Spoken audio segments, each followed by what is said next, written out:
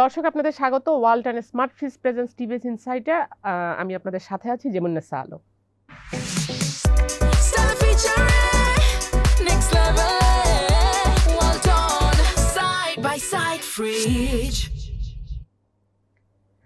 আমরা আজকে আলোচনা করব মনিটারি পলিসি নিয়ে।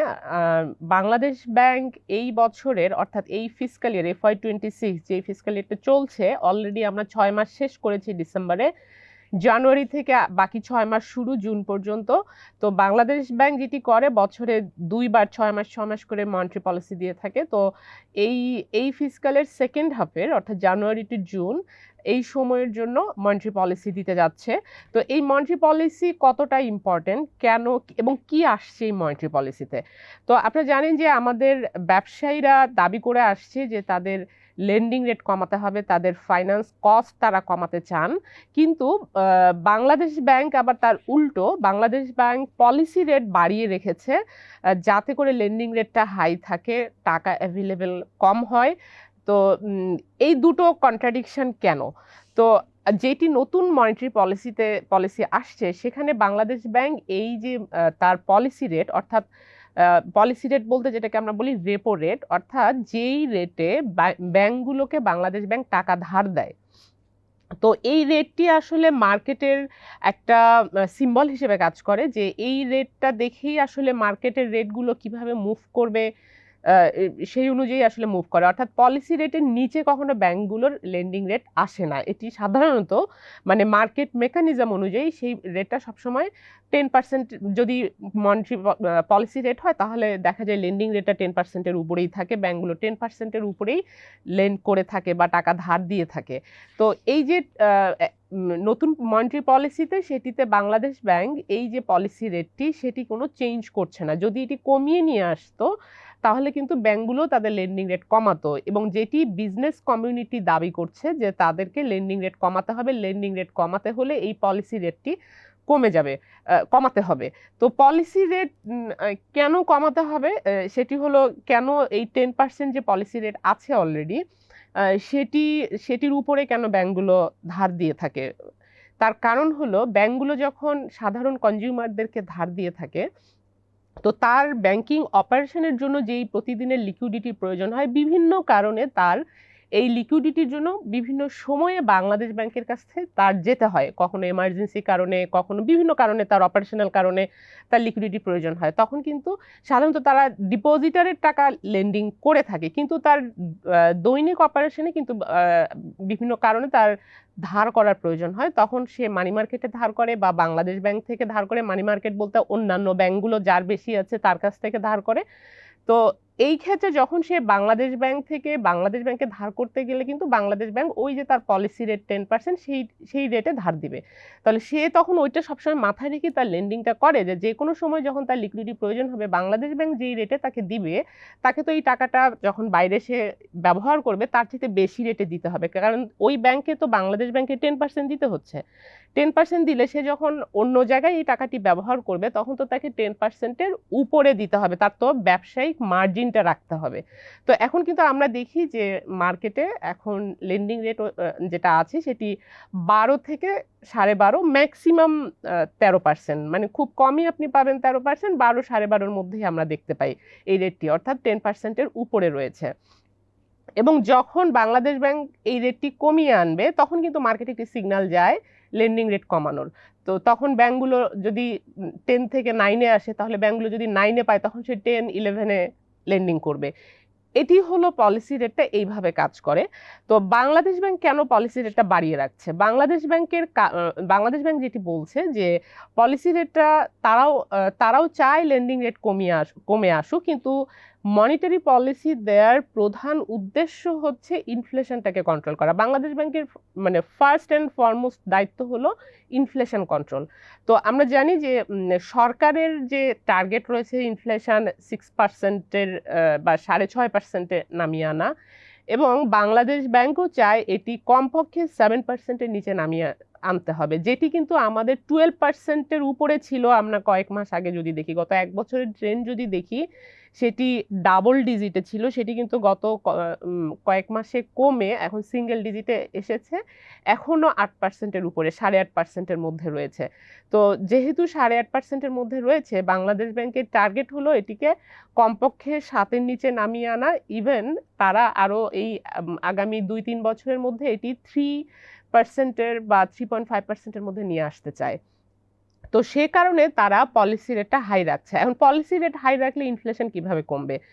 তাদের আমাদের যে এখনকার বাস্তবতা, যদি মার্কেটে যেহেতু এখন ব্যবসার এক্সপানশন নেই, ব্যবসার এক্সপানশন না থাকলে আসলে সাপ্লাই কম থাকে মার্কেটে। এখন মার্কেটে যদি সাপ্লাই কম থাকে, একটি জিনিস কিনতে এখন যদি টাকা যদি অ্যাভেলেবেল করে দেওয়া হয়, টাকা যদি সস্তা থাকে, তাহলে আপনি সহজে লোন নিতে পারবেন। যখন লেন্ডিং কস্টটা কমে আসবে, তখন মানুষের কনজিউমার লোন নেওয়ার প্রবণতা বেড়ে যাবে। এখন মার্কেটে ধরেন একটা প্রোডাক্ট আছে, সেই প্রোডাক্ট মার্কেটে যেই পরিমাণ থাকার দরকার তার চেয়ে যদি কম থাকে, কিন্তু আপনার কাছে টাকা যদি বেশি থাকে, আপনি কিন্তু বেশি দাম দিয়ে হলেও ওই প্রোডাক্টটি কিনবেন। তো তখন একটা কম্পিটিশন হয়ে যাবে, সবার হাতে টাকা আছে কিন্তু মার্কেটে প্রোডাক্ট নেই, তখন কিন্তু ইনফ্লেশনটা বেড়ে যাবে। আবার অন্যদিকে হতে পারে যে যদি লেন্ডিং রেট কমিয়ে দেওয়া হয়, ফাইন্যান্স কস্ট কমিয়ে দেওয়া হয়, তাহলে তো ব্যবসায়ীরা বেশি প্রোডাকশন করবে, তখন তো সাপ্লাই সাইডটা আবার সেটা মিটিগেট করবে। কিন্তু এখনকার যে বাস্তবতা, যেহেতু সামনে ইলেকশন আছে, ইলেকশনের আগে বিভিন্ন ধরনের আনসার্টেনিটি আছে, তারপর আমাদের এনার্জি নিয়ে আমাদের এখন আনসার্টেনিটি আছে, আমরা পর্যাপ্ত এনার্জি সাপ্লাই দিতে পারছি না। তারপর ইলেকশনের কারণে বিভিন্ন ভায়োলেন্সের আশঙ্কায় ব্যবসায়ীরা নতুন ইনভেস্ট করছে না, ফরেন ইনভেস্টমেন্ট তো আসছেই না। তাহলে এখন যদি টাকাটা সস্তা করা হয়, তাহলেই যে ব্যবসা বেড়ে যাবে, ব্যবসায়ীরা ব্যবসা এক্সপান্ড করবে তা কিন্তু না। কারণ ব্যবসায়ীরা শুধু যে টাকার জন্য, লেন্ডিং রেটের জন্য ব্যবসা এক্সপান্ড করছে না তা নয়, বরং বাস্তবতার প্রেক্ষিতে দেশের এখনকার ইনভেস্টমেন্ট ক্লাইমেটটা কেমন আছে সেটার উপর বেস করে আসলে তারা ইনভেস্টমেন্ট করে।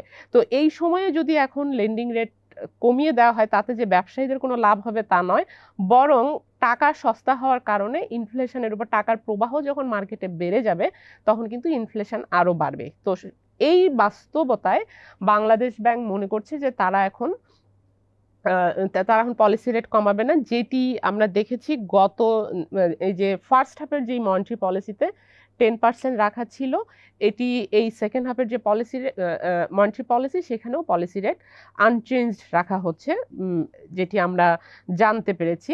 আবার আমরা যদি দেখি যে মনিটারি পলিসিতে আরো ব্যাপার থাকে যে টাকার প্রবাহ মার্কেটে কতটা তারা দিতে চায়, প্রাইভেট সেক্টরে, পাবলিক সেক্টরে, সেখানে তারা একটি প্রজেকশন করে থাকে যে, কারণ প্রাইভেট সেক্টরে কতটা লোন যাবে সেটার উপর ডিপেন্ড করে কিন্তু আমাদের জিডিপি গ্রোথ। কারণ ব্যবসায়ীরা যত এক্সপান্ড করবে সেই অনুযায়ী কিন্তু আমাদের জিডিপি গ্রোথ হবে।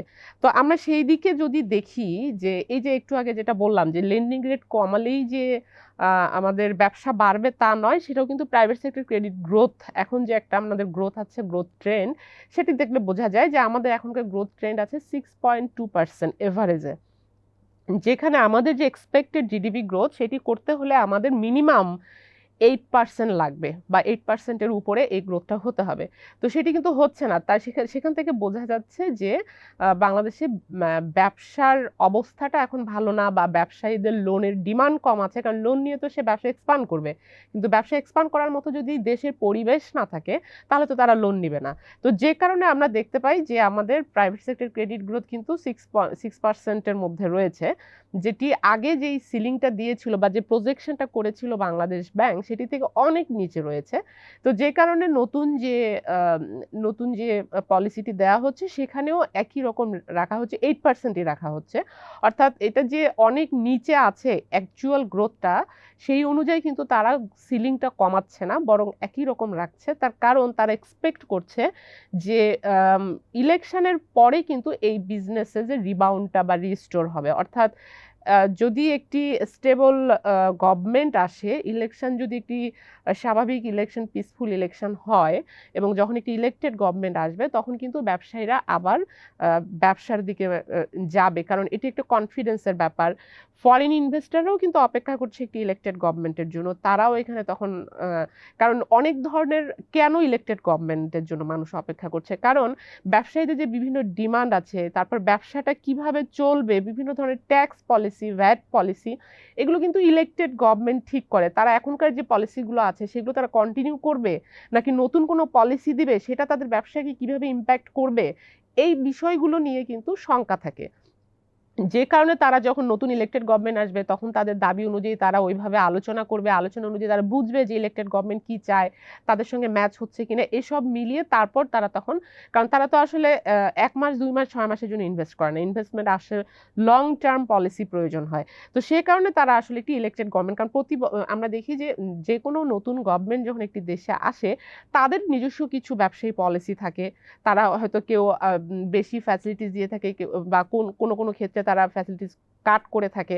তো এই যে আনসার্টেনিটি গুলো, এগুলোর জন্যই তারা আসলে ইলেকশনের অপেক্ষা করছে। যে কারণে আমরা দেখছি যে প্রাইভেট সেক্টর ক্রেডিট গ্রোথ একই রকম আছে, অন্যদিকে আমরা যদি পাবলিক সেক্টর ক্রেডিট গ্রোথ দেখি, অর্থাৎ সরকার কিরকম বরোইং করছে, সেই ক্ষেত্রে কিন্তু আমরা দেখি যে এটা যেমন আগের যে ফার্স্ট হাফের যে পলিসিতে সেখানে 18% সিলিং বা প্রজেকশন রেখেছিল বাংলাদেশ ব্যাংক, সেটি কিন্তু অলরেডি ক্রস করে 19% হয়েছে। এর কারণ হচ্ছে সরকারের যেহেতু এখন ব্যয় বেড়েছে, আপনারা জানেন বিভিন্ন দাবি দাওয়া, বেতন বাড়ানো থেকে শুরু করে বিভিন্ন এমপিওভুক্ত স্কুলের বেতন বাড়ানো থেকে বিভিন্ন ধরনের খরচ সরকারের বেড়েছে। সামনে ইলেকশন আছে, ইলেকশনের খরচ আছে, কিন্তু ইনকাম নেই, কারণ ব্যবসা না থাকার কারণে রেভিনিউ আর্নিংটা হচ্ছে না সরকারের।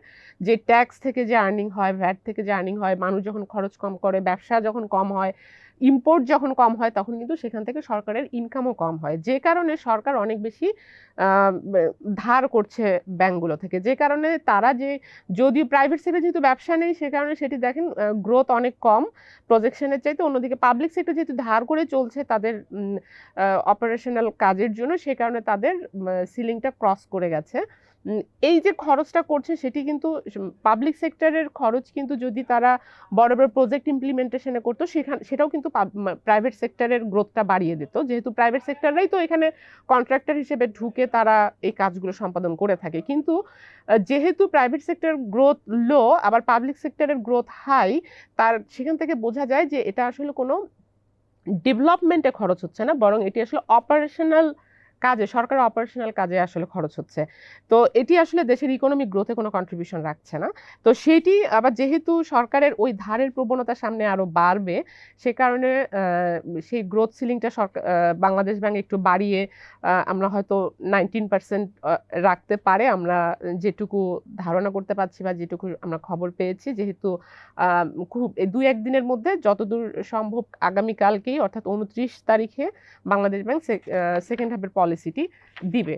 এবং যেহেতু পলিসি রেটে খুব একটা চেঞ্জ আসছে না, এ কারণে ওভারঅল হয়তো এই মনিটারি পলিসিতে বাংলাদেশ ব্যাংকের পক্ষ থেকে একটি ব্যাখ্যা থাকবে যে আসলে তারা কেন ব্যবসায়ী কমিউনিটি থেকে লেন্ডিং রেট কমানোর দাবি থাকা সত্ত্বেও তারা এই মুহূর্তে কোনো ধরনের লেন্ডিং রেট কমানো বা পলিসি রেট কমানোর দিকে যাচ্ছে না। যেটি কিন্তু আমরা যদি দেখি যে কোভিডের সময় ইউএসএতে, আমেরিকাতে যে কন্টিনিউয়াসলি তারা কিন্তু পলিসি রেট বাড়িয়েছিল, যেহেতু তখন ইনফ্লেশন অনেক হাই ছিল।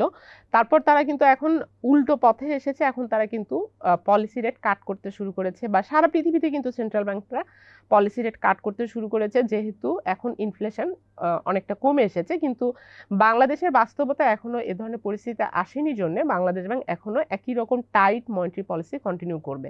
তো এই ছিল আজকে আলোচনার বিষয়। দর্শক, আমাদের সঙ্গে থাকবার জন্য আপনাদেরকে ধন্যবাদ, এবং আমাদের প্রোগ্রামটি যদি ভালো লাগে তাহলে লাইক দিবেন, শেয়ার করবেন।